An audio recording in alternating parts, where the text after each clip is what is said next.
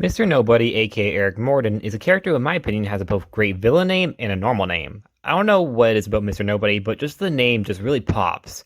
And while character-wise in the comics, he might not be as iconic as villains like Joker and Harley Quinn, but I think his name is just as creative as theirs. Of course, opinions always vary, but I really do like the name. Now, Mr. Nobody is arguably Doom Patrol's archenemy, while others might claim it's General Immortus or Madame Rouge, the latter of which is a personal favorite of mine. But I also love Mr. Nobody too. General Immortus, on the other hand, is a character I personally never really cared for in the comics, but he will be appearing in Season 4 of Doom Patrol, so I am still excited for that, because, yet again, it's Doom Patrol. I trust them fully at this point. So Mr. Nobody is a very big character in the comics, but also a small one. It's really odd, because his character has very large presence in a lot of different arcs in Doom Patrol comics, but he doesn't really appear all too often. In fact, he's only made a total of 55 appearances overall in comic books. He made his first appearance in Doom Patrol issue 86 in 1964, and is one of the earliest Doom Patrol villains. But despite the crazy zany villains they fight, a lot of them came from the 80s and 90s, despite the fact that they're molded to look like they come from the Silver Age of comics. But Mr. Nobody is actually from it, which in my opinion just makes him even more just pop, because a lot of times Silver Age comic ideas are usually just thrown away. But Mr. Nobody was kept around, and they didn't make him dark and serious, but they didn't exactly make him goofy like he was in the Silver Age. Instead, he became a serious threat, but not one that was overly edgy like a lot of times things in Silver Age will be brought back to do. For example, Batmite was brought back to be overly edgy. Luckily, that went away too. But I like Batmite, and I was not a big fan of that whole edgified version of the character. Mr. Nobody's not that case. He is never edgified. He is a fun villain and isn't afraid to be a fun villain. And in my opinion, that is the best kind of villain. Well, one of the best kind of villains. That is a big reason why I love the Joker too, because he's a fun villain who's not afraid to be a fun villain.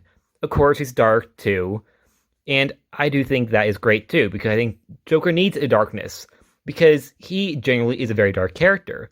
Mr. Nobody doesn't need to be dark. In my opinion, that's all for the better. His origin is very slim to point down. All we know is he at one point was a member of the Brotherhood of Evil, only to be kicked off the team after failing to kill the Doom Patrol. Which, I mean, I understand, but I feel like that's low-key hypocritical of them, because I don't see them killing them. I mean, occasionally they might snap a member, but they're always resurrected.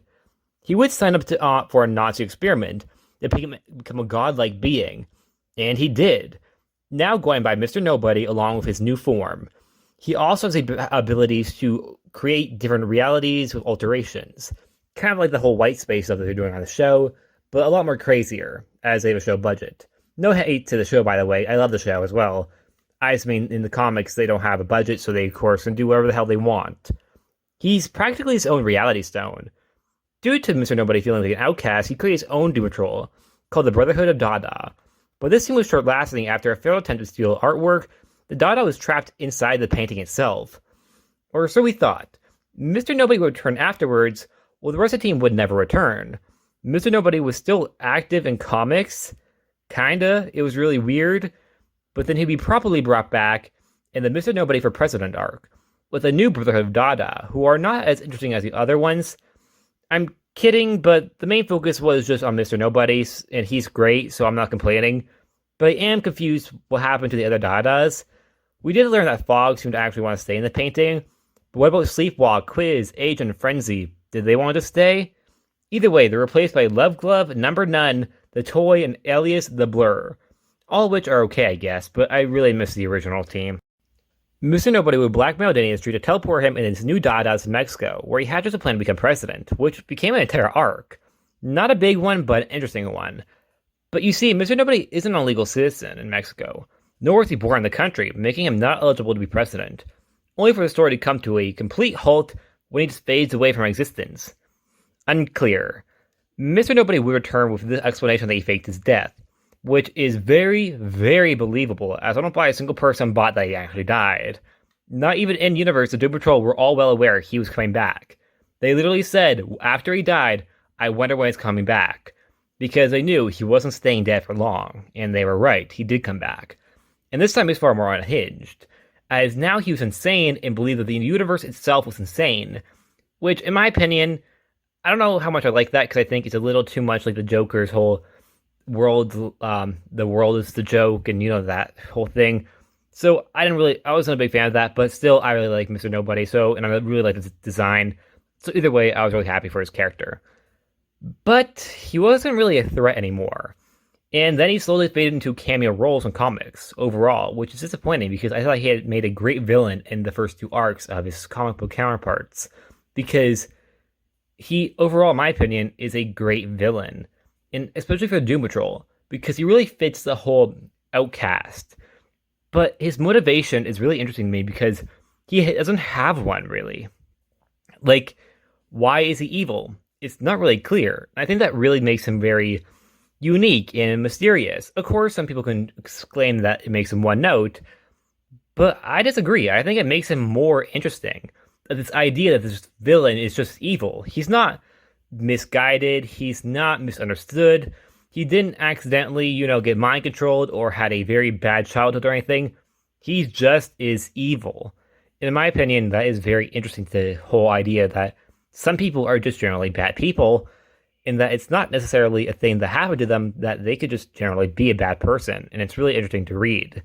Although they never really go into that, if he ever comes back, I would really love it if they did, because I think that makes them very unique to when it comes down to DC villains. Because I'm not saying DC villains with motivation is a bad thing, because I love characters with motivation as well. But I think the idea of a character who's just completely just evil, no real reason, just is also a really interesting idea to play with. Mr. Nobody will make his first appearance out of comic books and DC Nation shorts during the Doom Patrol segments.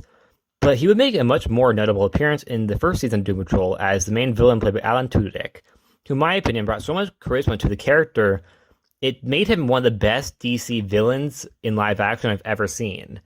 And I don't even mean TV show villains, I mean any live action villain. I think he's up there with Heath Ledger's Joker. In my opinion, he became such a strong-willed villain whose motivation, well, yes, he did have a motivation in this series. It was different, and I love the play on the idea that he doesn't want to be basic, but he is. And yeah, he kind of was, because of Alan Tudyk, I think he became not basic. But it's really interesting, because thinking the idea that you want to be unique, and you want to be different, but at the end of the day, he was the same as everybody else. And it's a very interesting idea, in my opinion. It really, really worked to the point where I think his character just improved entirely. Because while I liked him in the comics as well, here I thought he was probably at his best. And that's it. I really like Mr. Nobody, and I really hope he returns to comics. And I really hope they have that whole bleed back of how he was presented on Doom Patrol. Because I think that was probably the best version of the character thus far.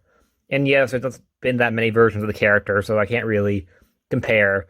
But comparing to the other ones that we got, I think the Doom Patrol show had the best one. And like always, please like, subscribe, and I'll see you guys next time. Bye.